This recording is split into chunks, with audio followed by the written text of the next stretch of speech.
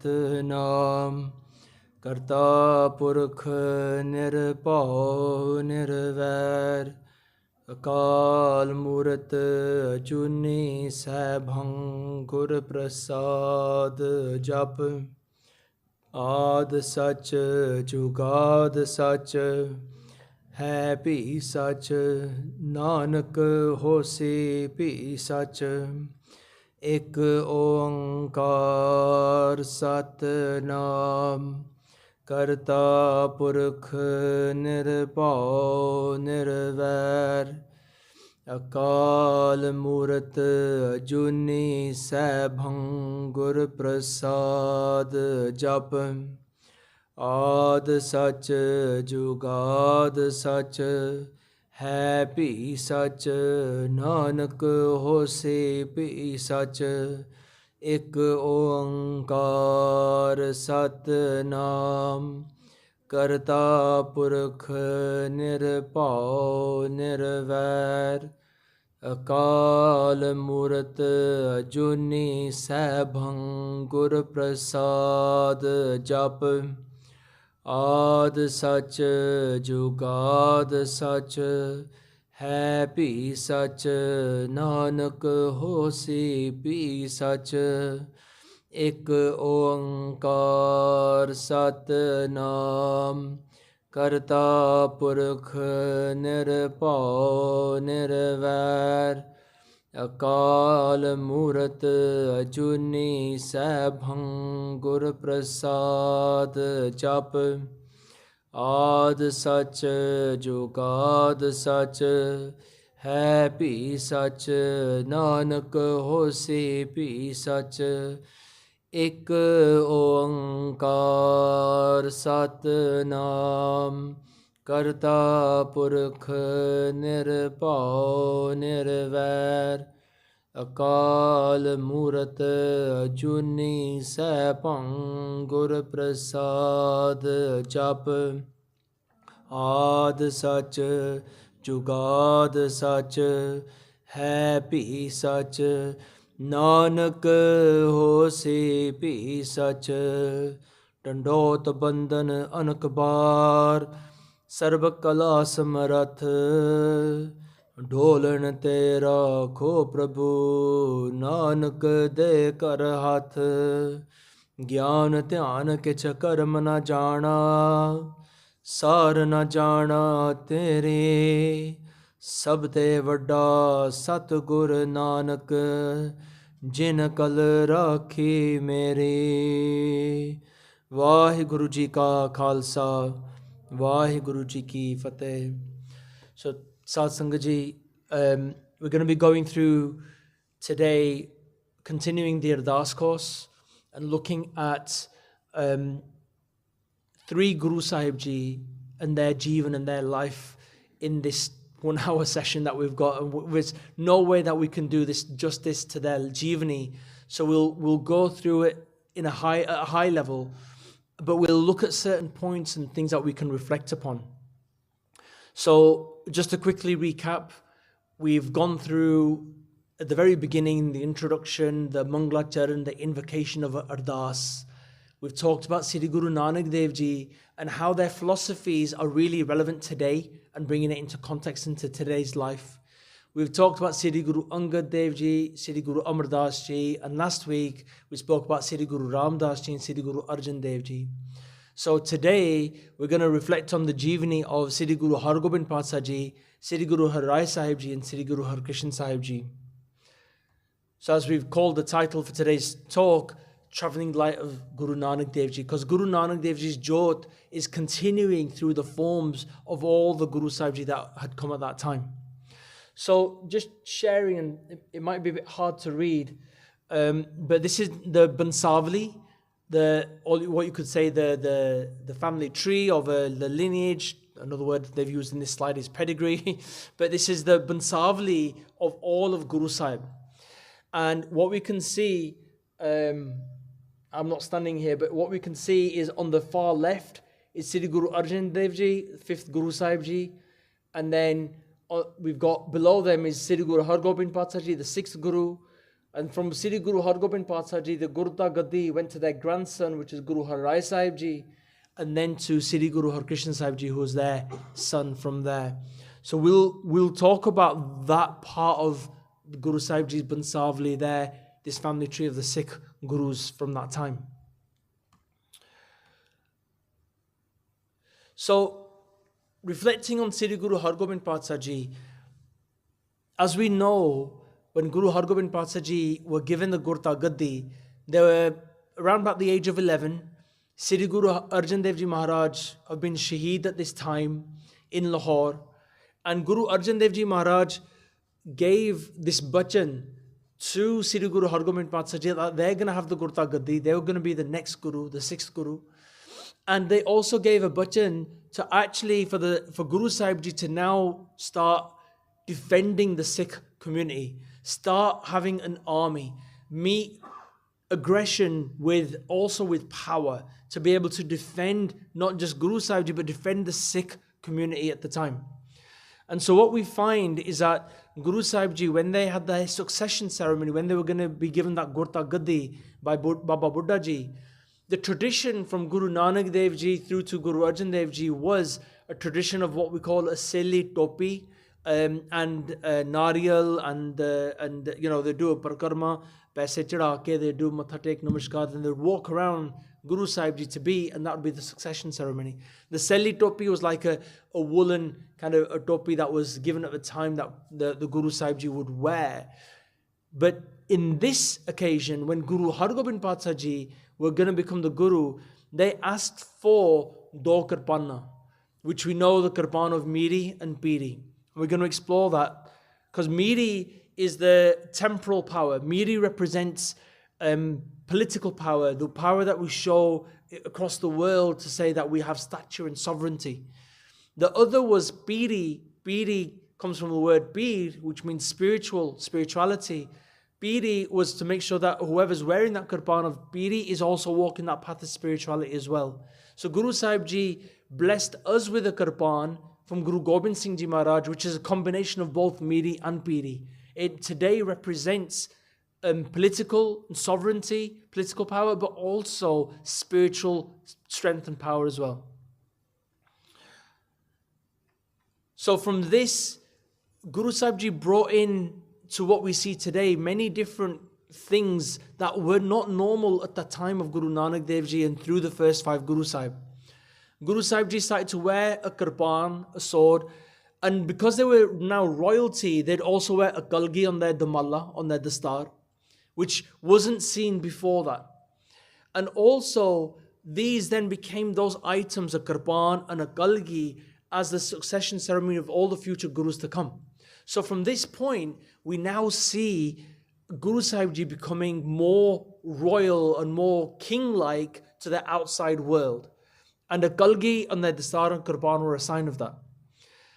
Now, Guru Sahib Ji were trained, like we say, in Shastra Vidya, in martial arts, in that whole fitness around warfare, knowing all about battle. And this is where Guru Sahib Ji will come onto it, set up the Akal Sena as well. And this martial art, do not think it started at Guru Hargobind Patsha Ji. It actually came from Baba Buddha Ji and Guru Nanak Dev Ji's times, from those days.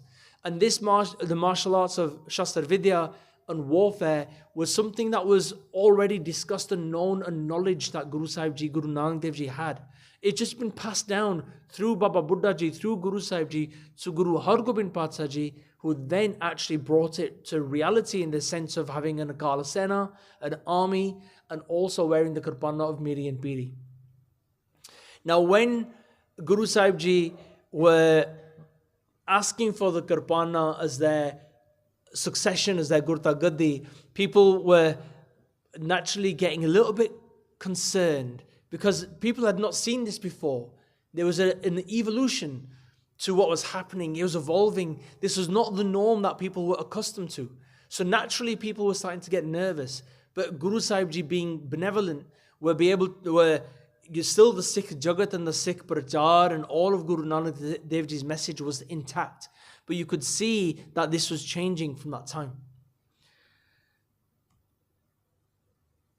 Now, again, I'm sure a lot of you know, I'm going through this, but this is information about Guru Hargobind Pathsar Ji I'm sure you've covered in previous sessions. But we know that Guru Hargobind Pathsar Ji set up the Akal Takht, which at that time, again, didn't exist. But now that we were seeing the aggression from the Mughal Raj, from the Mughal Empire, and we were seeing that the Sikh community needed protection, justice, people of the community overall needed justice to be really served, Guru Hargobind Pathsar Ji then set up the Akal Takht, which was a place where people could go for help and support, worldly help and support. And this is a place where Guru Sahib Ji would also, provide information, you could say their hukams, their instructions and guidance, be it judging somebody or focusing on somebody or whatever help someone needed. It was all from the Akal Takht, which is, as the slide shows, translation of the throne of God. So Guru Sahib Ji had that built, and at the time, the two Gursikh, Bhai Gurdas Ji and Baba Buddha Ji. Remember, Bhai Gurdas Ji was the scribe with Guru Arjan Dev Ji Maharaj, who wrote and scribed Sri Guru Granth Sahib Ji. So Bhai Gurdas Ji was a very prominent Gursikh, and Bhai Baba Buddha Ji was with them, and they built together the Akal Takht with Guru Hargobind Pathsar Ji's instructions. Now, what's really interesting is, if you look at the picture, you can see the Akal Takht is at an angle, and Harmandir Sahib is in the center of the Sarovar. Now, that was built on purpose like that. So, because when you're inside Harmandir Sahib, when you look through the windows, you can't see the Akal Takht. But from the Akal Takht, you can see clearly Harmandir Sahib. And the reasoning for that design, the way that was built, was that when you're dealing with temporal and political issues from the Akal Takht, where those issues are, when you're dealing with those problems and conversations, you want to have spirituality in mind all the time. And that's why you can always see Harmandir Sahib as a spiritual center from the Akal Takht. But when you're in a place of spirituality, it doesn't matter what's happening politically outside you. You're in a place of bliss. You're in a place of Anand. You're in a place of where God's throne really truly is. You're in a place of Harmandir Sahib. So when you're in the center, you don't need to really see or care about the political side of the world. Don't let that distract you. But when you're dealing with politics, you need to have spirituality at the center of your mind. That's why it was designed like that.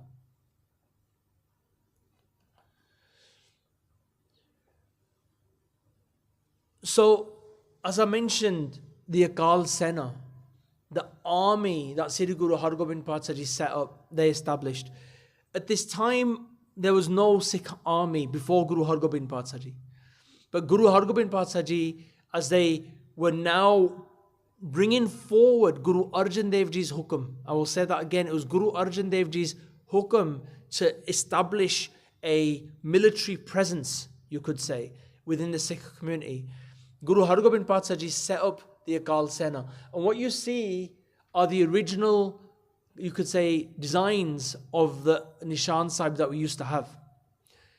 Now, today's Nishan Sahib and the Khanda as well, is very different to what was originally been given by Guru Sahib Ji. There's a whole topic on that which is separate. We'll cover maybe another time with Guruji's Kirpa.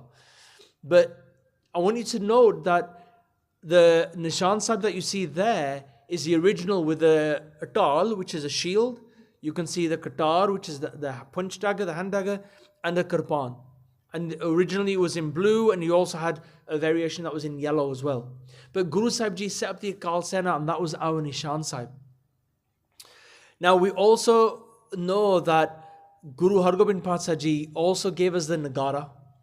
So the war drum that we see today, we have one upstairs in the Darbar. But the Nagara, the drum that is played often, that Nagara was given by Guru Hargobind Pathsar Ji.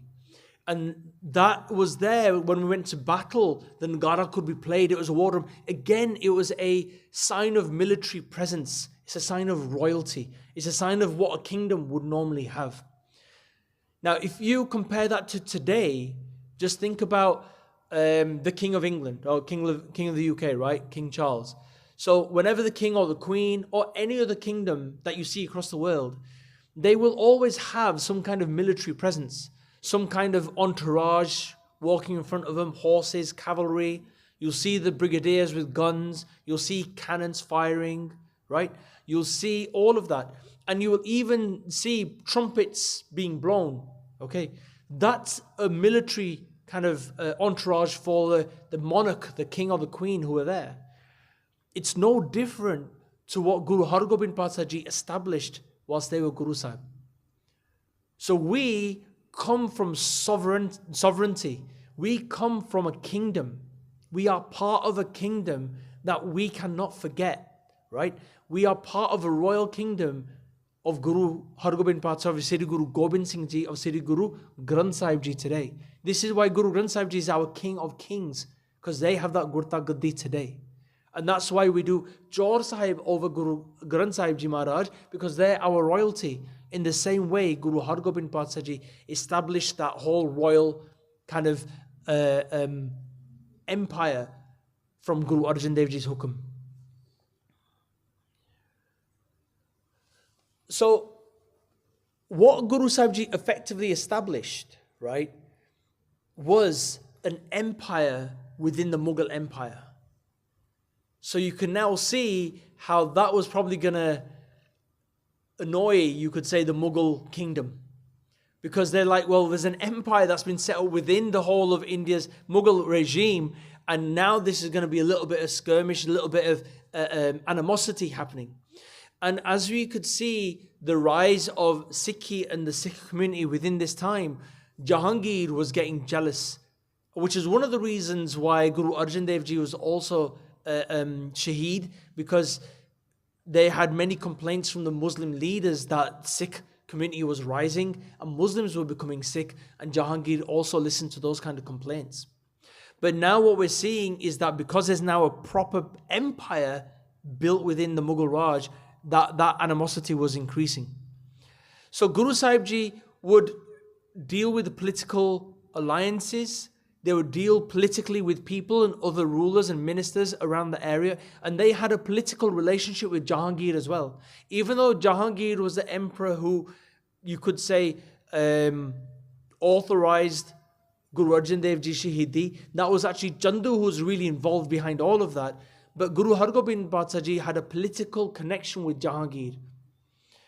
And in Bhai Gurdas Ji's Vara, they've even written about Guru Hargobind Patsah Ji. Bhai Gurdas Ji would write, Dal Panjan Guru Surma Vada Jodha Boho Parupkari.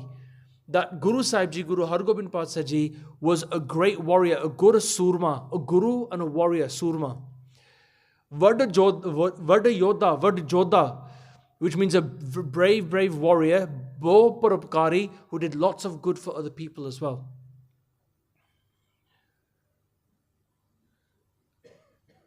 So, just sharing, again, just some pictures, a quick glimpse of Guru Hargobind Patsah Ji's life. So, this is, does anybody know what this is a picture of? Luckily, I haven't got any text on this slide. What is this a picture of? Anybody recognize this?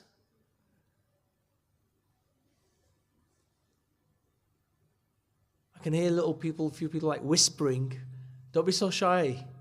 By the way, I just want to say this is not, I'm not doing a katha. This is just an interactive talk, and I'm going to be asking questions, so we're going to engage a little bit, yeah? So, what is this a picture of? Hanji? Not the Kila, no. It's not that. I think you're referring to Logar. Yeah? No, it's not Logar. Hanji? Hanji, that's right. Gwalior. The Gwalior jail that was in Agra. What happened at Gwalior? Does anybody remember? What happened at Gwalior, the jail? Any of the adults? No? What happened at Gwalior? Okay, Bandishore Divas, right? So we connect Bandishore Divas with Gwalior. But that's right. But what happened at Gwalior? What was Bandishore Divas all about? What happened at this time in this place? Hanji, that's right. So then what happened to the Hindu Raja who were kept there?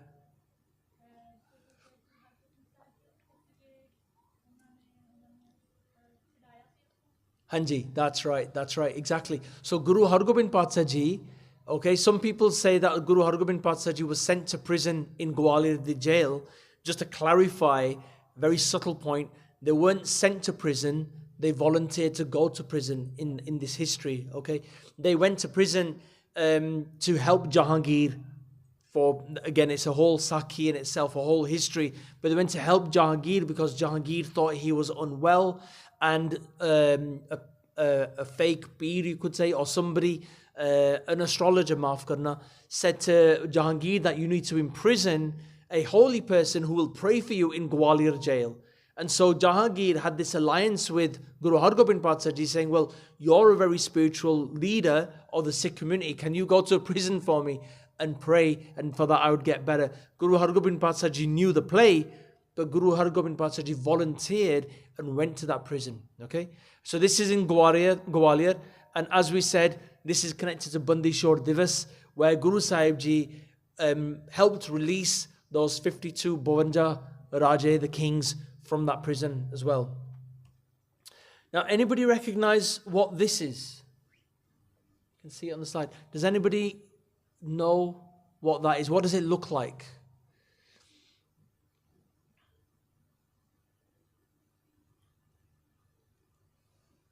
Do you think it's a place of worship? Yeah? So I can see a few heads nodding. Okay. If it's a place of worship, for what faith do you think that is a place of worship? Does that look like a gurdwara? What, somebody said the word. It's not a mandir. Masjid. That's right. It's a mosque.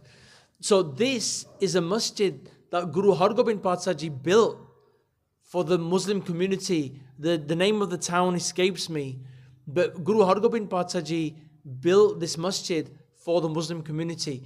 And this was then preserved or reopened for the Muslim community of that town, of that place, where all the community are able to use this. Now this just goes to show that Guru Hargobind Patsha Ji, again, were not against the Muslim Dharam, the Islam in any way, after what happened with Guru Arjan Dev Ji Maharaj. It's not a racial conflict that was there at the time. Guru Hargobind Patsha Ji, as a ruler, were helping people of all backgrounds and faiths. Okay, and this is just an example where Guru Hargobind Patsha Ji built this masjid.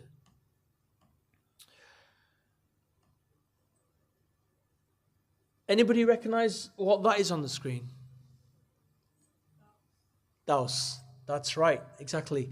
It's not a dilruba. Dilruba is a slightly different instrument, but this is a daus. And Guru Hargobind Patsha Ji invented this instrument. So where we've talked about Guru Hargobind Patsha Ji and the military side, the Akal Sena, the Miri Piri, the Kirban, Guru Sahib Ji was such, again, amazing with listening and kirtan, and influential in giving us an instrument like the taus. Even though Guru Sahib Ji didn't write any Gurbani in Guru Granth Sahib Ji, we don't have any of Guru Hargobind Patsha Ji's writings, but we have the fact that Guru Hargobind Patsha Ji loved kirtan and would be in Sangat. So they started something which is a Tadivara. We often get a lot of Tadis at this Gurukar, right? And what we see is that Tadivara was started by Guru Hargobind Patsha Ji. And that's because Tadivara are meant to be translated to be ballads of war, like poetry of war and battle, to invoke that Bir Ras. Because if Guru Sahib Ji set up the Akal Sena, okay, and the Akal Sena, the army, need a little bit of like you could say, Punjabi chap again, pump karan thoda ja, to really get them going a little bit, get that Bir Ras going. Guru Sahib Ji coordinated and put forward the Tadivara, a style of singing where you hear the Tadijathe singing really high, really loud, almost the speakers are about to pop, it's like really in your face. But that's to invoke that Bir Ras, to make people really feel that strength, that courage inside. But what was really interesting as well, that Guru Hargobind Patsha Ji compiled what we today know as Asadivar. So Asadivar in Guru Granth Sahib Ji Maharaj is not how we recite it today in Kirtan, and what you see in the Amrit Kirtan Gutka Sahib as well. It's different.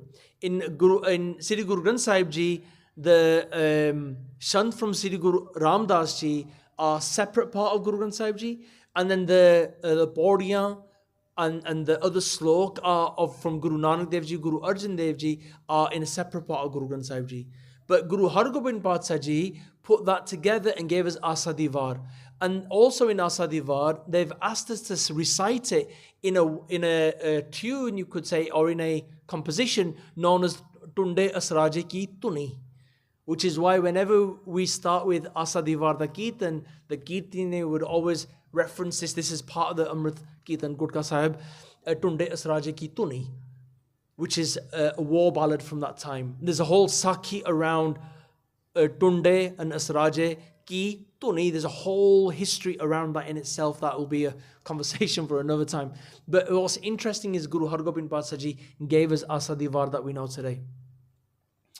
They did the Antam Sanskar of Baba Buddha Ji and Pai Gurdas Ji as well. So remember, Baba Buddha Ji was at Gursikh, who was had seen and had darshan of all 6 Guru Sahib, from Guru Nanak Dev Ji through to Guru Hargobind Patsah Ji. There's a few other points as well. I'll just quickly mention. There's some Sangat that came from Kashmir, very rich Sangat. And as they came from Kashmir, Guru Sahib, they were going to bring this shahid, this honey, for Guru Sahib Ji. On the journey, there was some Greeb person who was asking for some food, and they never got any food. They basically said, I've got this honey, but I'm going to, the Sangat, we're going to go to Guru Hargobind Patsah Ji and give them this honey, this chadawa, this peta. And they didn't give it to the poor person. But when they came to Guru Sahib Ji being Antarjami, they knew that that poor person wasn't fed. And this is where Guru Hargobind Patsah Ji said to the Sangat that Greeb da Mu, Guru di Golak. This is where that comes from. Where Guru Sahib Ji then gave effectively a message for all of us is Greeb di Seva Karni, Greeb da Mu, Guru di Golak.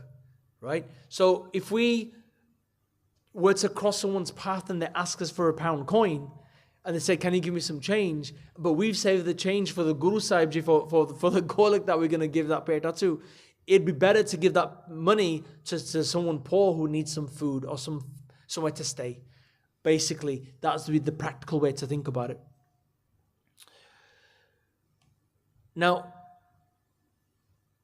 I'm going to go through these very quickly, but just to mention that Guru Sahib Ji fought in 4 battles. And they had fateh in all 4 battles. Okay. And in each of those battles, Guru Sahib Ji were seeing how the Gursikh at the time were fighting, the Akal Sena was getting stronger. So each battle was giving the Akal Sena more and more confidence. And that Akal Sena and Guru Sahib Ji's military was now increasing in more and more confidence as they were going through that. And in the last battle, the battle in 1635, Battle of Kartarpur, this is where Guru Sahib Ji defeated their ex-friend, Pandey Khan, who was Guru Sahib Ji's friend from the earlier days when they were younger. But Pandey Khan then followed more of the Mughal regime, and he fought against Guru Hargobind Patsah Ji. And as he was defeated, Guru Sahib Ji sheltered him, and he said, whilst you're sheltered, whilst you're here, to apniya kalma parla. Read the prayers of the Quran, for your antam time, for your last time, so your soul can go to wherever it needs to go. Read your kalma. Guru Sahib Ji sheltered him so he could do that. But it was in this battle that Guru Sahib Ji saw their son, that we know as Tyagamal, as Guru Tegh Bahadur Ji, fight in that battle. This is in this last battle of Kartarpur. And this is where Guru Tegh Bahadur Ji fought so bravely, where our Itihas writes, they got their name of Guru Tegh Bahadur. So I have just really skimmed through a lot of Guru Hargobind Patsah Ji's life, but I'm just going to get to some discussion points, and I want us to just have a conversation, right, about this. So in this time of Guru Hargobind Patsah Ji, the question to the Sangat is, do you think Sikhi changed? Did it completely flip around and do something totally different? Or do you think that it evolved? What are your thoughts on this? What do you think?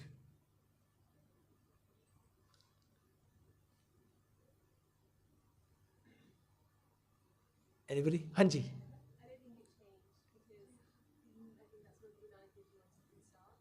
So a change would be going against what Guru Nanak Dev Ji wanted. Was that's not a change. That's just carrying on that path wherever it's going.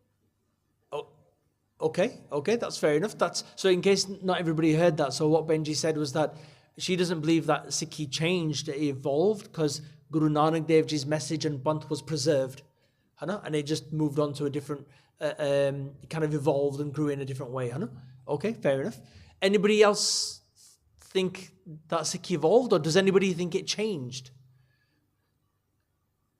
Okay, I tell you what, let's engage. Let's raise our hands. Can everybody raise their hands, please? Just raise your hands, everybody. Take both hands, nice and high. Okay, so that proves to me, that's what I call the Modda test. That proves to me that sare the Modde chalde hai. Right? So when I ask you to put your hands up, there's no reason why you can't raise your hands, right? So that proves it to me. So if anybody thinks that Sikhi changed, raise your hands. Okay, that's interesting. Okay, if you think Sikhi evolved, raise your hands. Okay, take care. So everybody thinks that Sikhi evolved. Okay, so and I think that's a fair assessment, right? It didn't change in any way. Guru Nanak Dev Ji's message, that Panth, as Benji said, hasn't changed. It's still there today. But we've had to evolve with the times. As in the same way Guru Arjan Dev Ji had to give that hukum to Guru Har Gobind Patsha Ji to establish something new and evolve Sikhi, we have to think about that as well. Okay, how are we going to evolve Sikhi from what we do within our local community to fight against today's problems like grooming, conversions, alcoholism, drugs? We have to think about what can we do to preserve Guru Nanak Dev Ji's message and evolve Sikhi. So this is something that we can reflect upon. Another question for you, Sad Sanghaji. Can someone be spiritual by also being armed and wealthy? And is it appropriate for a leader to be of this nature? And the reason why I'm asking this question is because sometimes people have doubt and dubda. But I just want to have a very open conversation if you're willing to share. What do you think? Can someone be spiritual and still be carrying a weapon and be wealthy? Have an empire, be a leader? Can that be right? I know Guru Har Gobind Patsha Ji proved that point, but in today's day and age, can that be right? I'm seeing a few heads. Okay, let's do the arm test again. If you think this can't be right, if you think that you can't have spirituality and wealth together, raise your hands. Okay, so if you think you can be wealthy and have a shastra and be spiritual, raise your hands. Okay, cool. And that was not really a trick question, but you got the right answer. It was because if you think about it, Guru Gobind Singh Sahib Ji Maharaj has blessed us with the kakar, panch kakar. So every Amritari would wear a kirpan. That's your shastra, right? And if you ever needed it, it's there. But at the same time, many of our Guru Sikhs in our community today are wealthy and they're doing good for the community, right? Lots of examples around the UK of many wealthy Guru Sikhs who are doing good for the Sikh Panth. Okay, and I'm assuming they're spiritual, Nama Biasi, so we can do that. So we can absolutely be spiritual whilst being wealthy and having a shastra. Now, this is a really interesting one, right? If we had a kingdom, okay, would our Pradhan or our Prime Minister or whatever that might be, I have no idea what that would be, right? We haven't got Khalistan yet. But if we had our own place, right, would that leader live in a very humble 3-bedroom house? Should they live in a very humble semi-detached house or terrace house, right? Because we often think about Sikhi de vich you need to be Garib, hai? So we think, well, he's the Pradhan of the whole of Khalistan and he should live in a small house. Is that right? Do you think we should do that? Should we advocate that level of Garibi, that they should live in a small house? What do you think? Share your thoughts.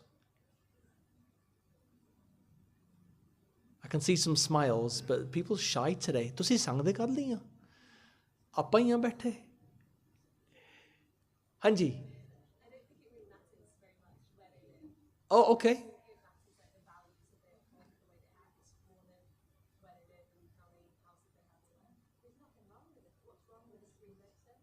Okay, no, I never said there was anything wrong with it. Don't shoot the guy. It's fine. But it's just good to have the conversation. So Benji, you think it doesn't really matter? That's fine. Anybody else? Look, the Benjis have answered really courageously, right? कोई Benji डरते नहीं हैगे. But all these बंदे थे सारे all scared. तुसी दसो, what do you think?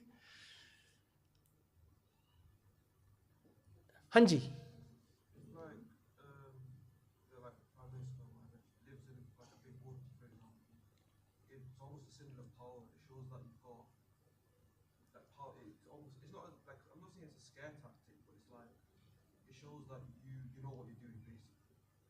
Okay, I think I get what you're saying. So if a leader was to live in let's say a big koti in Punjab or something, like some big palace, then what you're saying is that indicates that they're that kind of leader, they've got that power?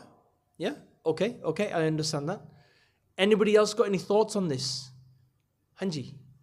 I think that if there was a leader, there wouldn't be someone who just gets paid for doing nothing. So it's kind of like more a role, but not like a full-time job. So it doesn't really affect your house or your wealth. Okay. I think I understand that too. So it doesn't really matter, but by having that, it's showing your stature as being the leader. Yeah. Okay, Tika. Okay, so it's an interesting one because when this came up in a few slides that I was looking at, I deleted a little bit of this question because it gave away a bit of a clue. But if you can imagine, if there was the Prime Minister of the UK today, right? If he lived in a 3-bedroom house, no world leader would take him seriously. So going back to what Vijay said here, that I agree with you, it doesn't really matter. But in the context of the world, they wouldn't take the Prime Minister of England seriously if he lived in a 3-bedroom semi down the road here.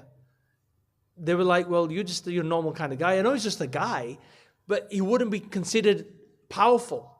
So having a palace or a big koti in Punjab, and if you're a leader, it's kind of representing your stature as well. And why am I talking about this? Because people would question, well, why did Guru Hargobind Pathsah Ji have to make, the Akal Takht or a big palace kind of prominent building like that?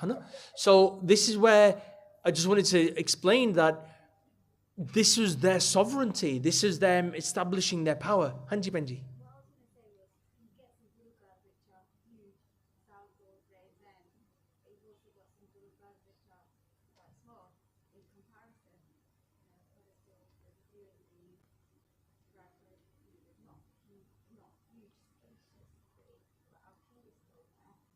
What you feel when you go to the cave, see that presence of 100%. When you're looking at it from a spiritual perspective, I absolutely agree with you.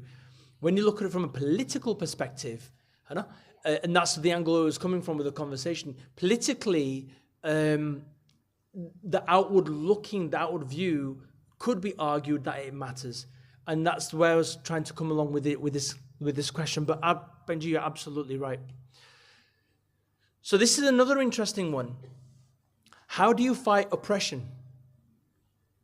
If you're unarmed, right, if you have got no shastra, how can you fight oppression? And in those days, at the time of Guru Arjan Dev Ji, oppression was real.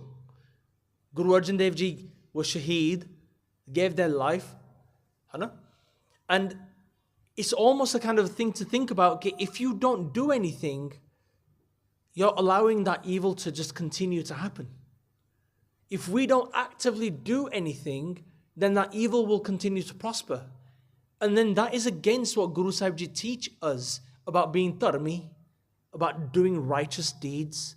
So the point of this is just to raise the sochni that Guru Hargobind Pathsah Ji were being active. Activism existed then, and it needs to exist today. So where we see injustices happening, don't just sit back and think, chal ho raha hai, actively get involved and do what you feel you can do, whatever we can. We all have a gift. We all have a skill. We all have something that we can do to contribute back. Whether that's running classes on a Friday night, or whether that's engaging in active talks and discussions in your workplaces or at schools, or if that means doing something on social media or anything else that you can think about, actively getting involved is really important, and paying an interest with what's happening within the Panth is really, really real. Not just the Panth, in the world. So this is how we can be dharmi. That's how we can fight that oppression. Now, this is another interesting one, because people talk about hunting and how could Guru Sahib Ji do hunting? Well, let me ask a question. How can a soldier kill another person who's coming to attack them? So let's say today, and this is a real scenario because it can happen, because it happened in Ukraine when Russia attacked the Ukrainians. General common people had to learn overnight how to use guns and then fight back. Okay, now, I don't mean to scare you, but the reality is that this could happen in our lifetime, not in our lifetime, maybe the next lifetime. So if we don't know how to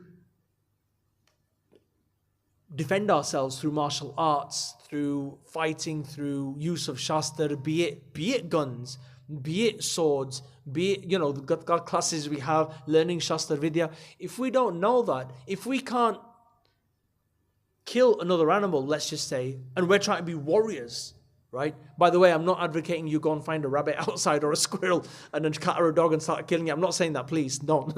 But what I'm saying is that the point of view is that if you're going to be in the army, if you're going to be on the front line of that defense, how are we going to do that if we haven't trained up for it? That's the point. Hanji. Hanji? Okay. Go and explain. Zafarnama, you said. Uh-huh.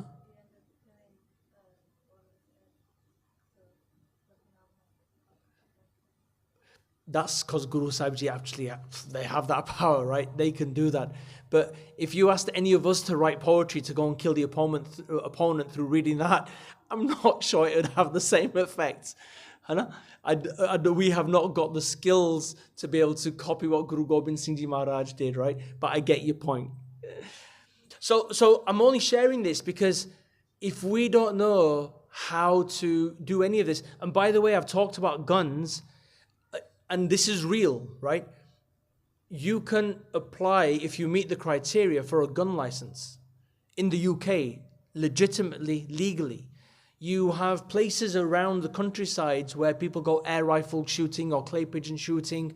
It's a real thing. It's a sport, okay?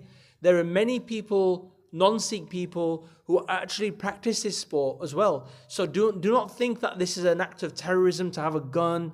Do not think that it's, you're being very violent and aggressive if you know how to use a gun. I'm saying this because it's real. It's permitted in society today. Yes, it's not talked about because we don't advocate gun culture, and I must stress, I'm not advocating gun culture either. But what I'm saying is that it's a Shastra that we are, Guru Gobind Singh Ji referenced in their Bani, Shastra Nama. Askripan Khando Khadag Tupak, the Bar Artir Tupak is a gun. Yeah? So we have to just think about how we gonna, mentally from our mindsets, train ourselves up as well. And this is what Guru Sahib Ji had to do in terms of going out to hunt, train the Akal Sena, finding animals to be able to train them. How do you make a common person into a warrior? You have to expose them to this kind of stuff. So this is what Guru Sahib Ji also did at the time. How do you change a culture of slavery, of accepting rule to then become rulers? So this is a question. Let's have a conversation about this. How do we change this idea of slavery then? And you could argue we're slaves today in this common modern world of society that we have, right? Being dictated upon. How do you think we can change that today? How do you think we can come out of that trap and maybe regain some sovereignty?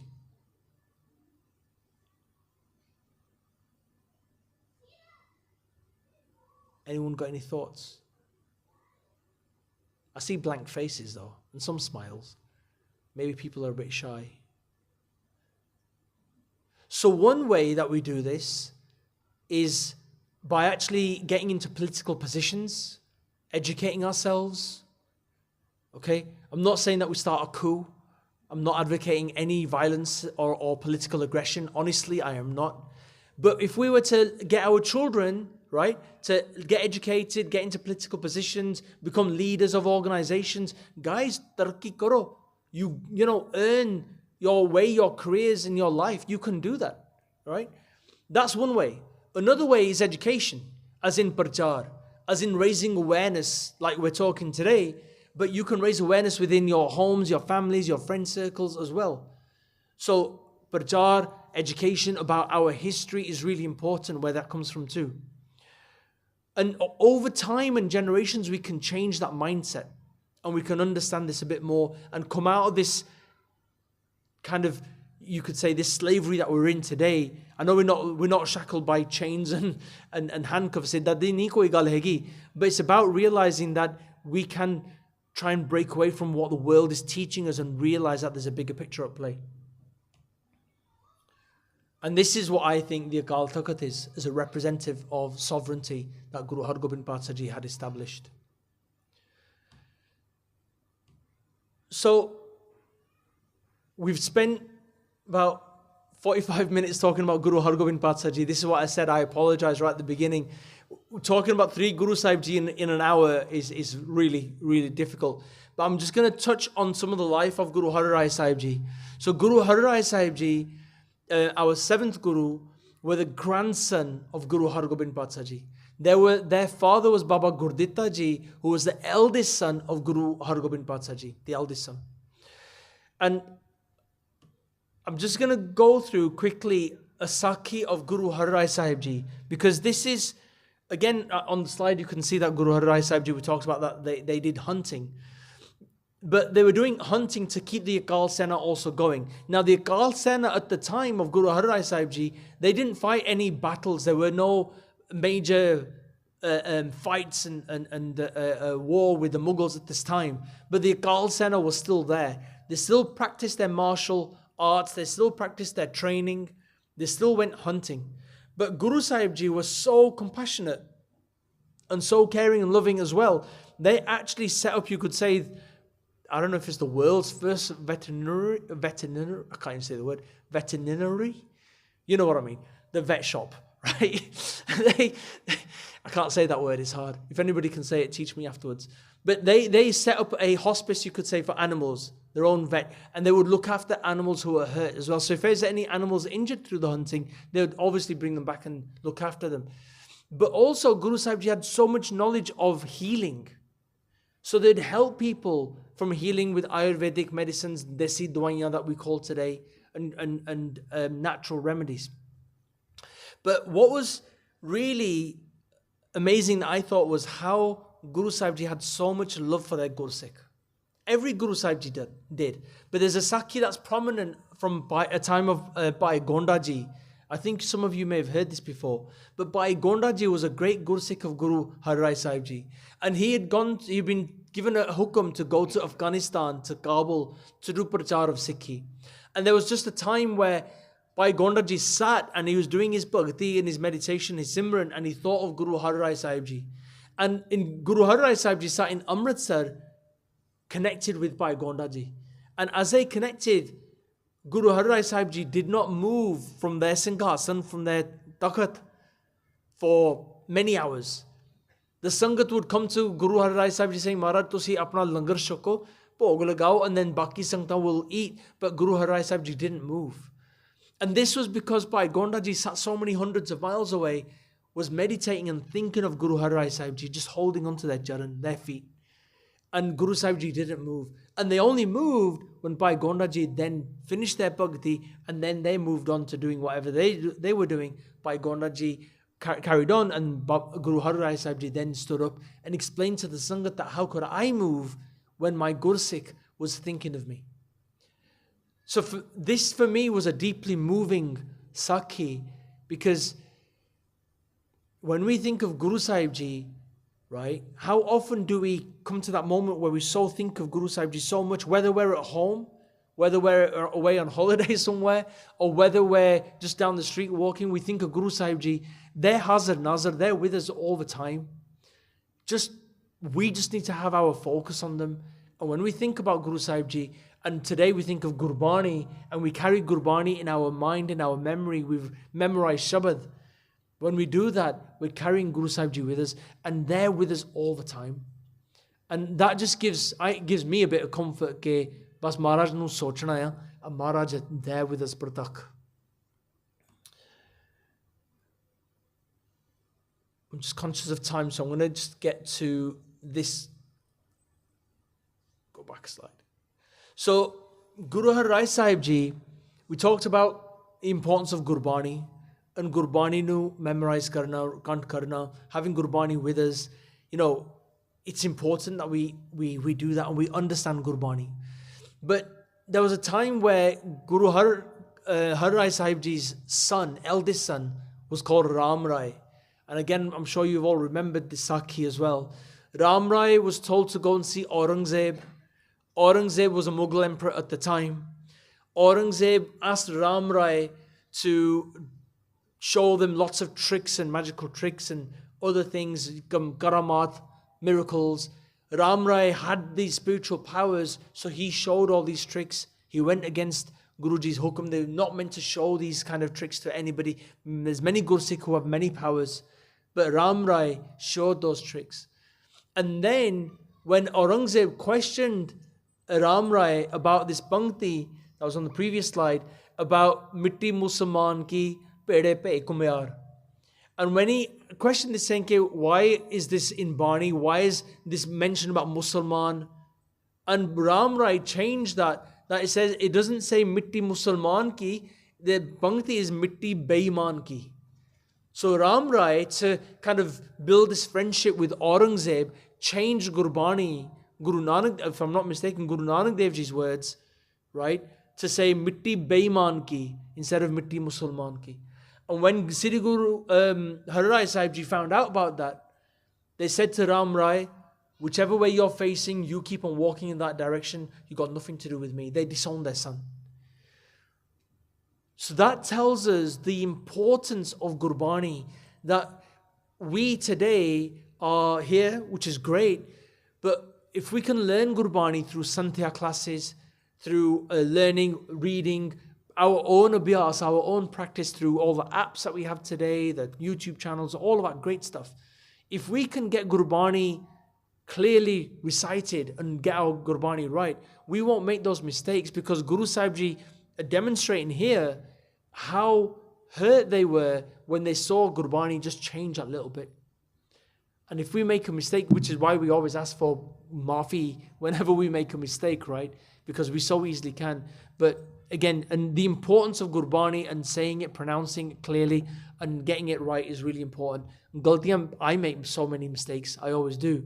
But always ask for forgiveness and only try to improve on what our Gurbani, our memory of our Gurbani. So we then move to Guru Har Krishan Sahib Ji, again this travelling light of Guru Nanak Dev Ji. And Guru Har Krishan Sahib Ji was the youngest son of Guru Har Rai Sahib Ji. So this Gurgaddi is going through the family tree, all the family relations of Guru Sahib Ji. From Guru Amardas Ji, their son-in-law, their daughter was married to Guru Ramdas Ji. Guru Ramdas Ji's youngest son, Guru Arjan Dev Ji. Guru Arjan Dev Ji's son, Guru Har Gobind Patsha Ji. Guru Har Gobind Patsha Ji's grandson, Guru Har Rai Sahib Ji. Guru Har Rai Sahib Ji's son, Guru Har Krishan Sahib Ji. So it's all a family connection from that point.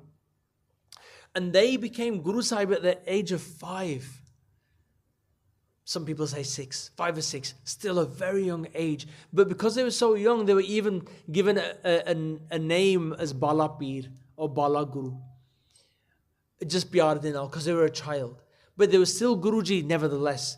Now, Guru Har Krishan Sahib Ji travelled to Delhi. And in Delhi, they met a Pandit. And this Pandit, who's called Lal Chand, Pandit Lal Chand, Pandit Lal Chand was very wise, and he would walk around with a trolley of all of his grunts and all these books and all of his knowledge that he had. These little mini libraries, a portable library. He used to carry it around in a little cart around with him.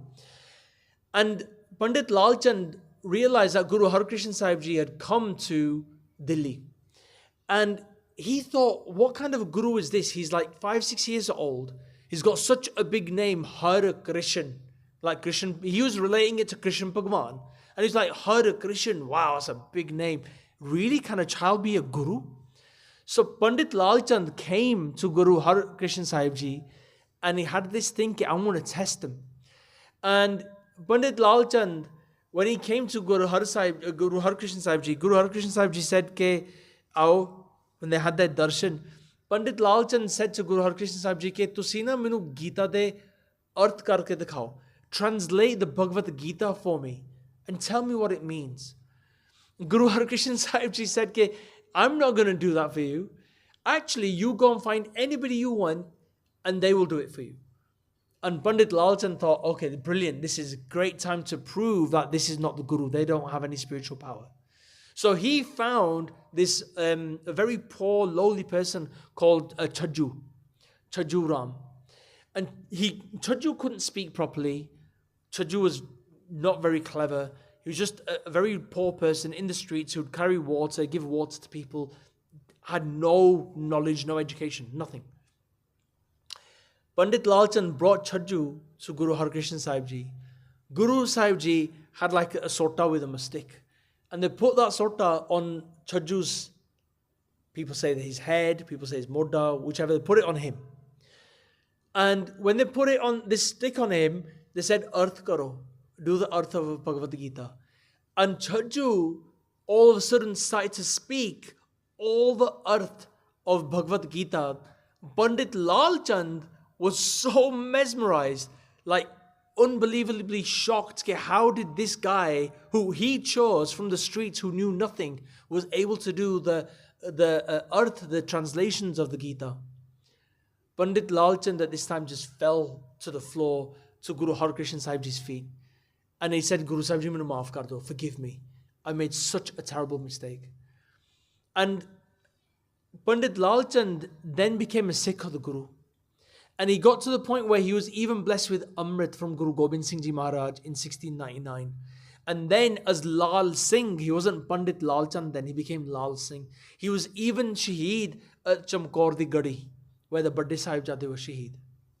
Look at how Guru Sahib Ji can transform your life. All we have to do is do what Pandit Lal Chand did, was surrender. We come with loads of ego. Okay, we know this and we know that. I know this.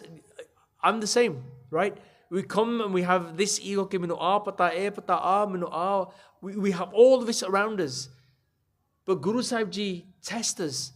And then if we come and just surrender and say, Maharaj, hum avgun pare ek gun nahi. I've got so many misdeeds. I've got no good qualities in me at all. My ego is just, I don't want any of it. If we come with that mindset, Ke Maharaj, forgive me for my ego. I don't want any of it. I just want to fall at your feet. Guru Sahib Ji can put that sota on our head and bless us anytime. We just need to surrender. And look at what Pandit Lal Chand did. He became Lal Singh, and he was blessed with the great gift of Shahidi in Chamkaur di Gadi. So there's so much more history around our Guru Sahib Ji. And last slide, just to share that at this time of Delhi, there was smallpox, there's a pandemic going on, cholera, there's a whole issue of disease. And Guru Harkrishan Sahib Ji helped the Sangat at the time. But Guru Harkrishan Sahib Ji also, on their physical sarir, got that disease, and they were then Jyoti Jyot. But before they were Jyoti Jyot, they passed on the message of Baba Bakale. Baba Bakale was an indicator to signify that the next Guru is in the village of Bakale. And that's what we'll be talking about next week when we talk about Siddhi Guru Tegh Bahadur Ji Maharaj. And the picture on the screen there is a picture of Bangla Sahib. This is where Guru Harkrishan Sahib Ji Maharaj in Delhi at Bangla Sahib, where their Antam Sanskar was done at the time. So Satsanga ji, I've kind of really have skimmed through the life and the Jeevani of 3 Guru Sahib Ji. So I have made many mistakes. I've missed out so much detail. You know, each Guru Sahib Ji is a session in themselves, and even more so. So just to be able to get through the Ardas course, we want to be able to complete the Ardas course by the end of July before we all break up for the summer holidays of August, and then we'll be doing Tiyari for the camp in August as well. So we want to try and make sure we cover all the content of the Ardas, and this is why we've condensed today's session as well. And we will be talking about all the other parts of the formal Ardas in the weeks to come as we now go through Guru Sahib Ji's Jeevani. In the next few weeks, we'll talk about all the other Gursikh, the Shaheed Singhs, and the Mahapurush that are remembered through the Ardas as we formally do. So before I close, I just want to ask the Sangat, is there any questions from anybody, anything over what we've discussed, or anything that might have triggered a thought that you want to share?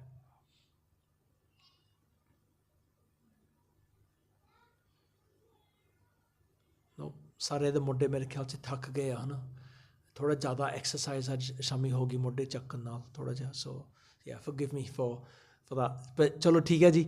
Thank you so much Satsanga ji. Again, forgive me for my mistakes, and I ask for your blessings for any more seva that Maharaj blesses us with, and for all the sevadars who help put this together. So thank you to everybody. Thank you to the Sangat, and thank you to Dhan Dhan Guru Granth Sahib Ji Maharaj. Deho sajjana si sadiyan जो होवे साहिब से mail गज के आखो वाहिगुरु जी का खालसा वाहिगुरु जी की फतेह.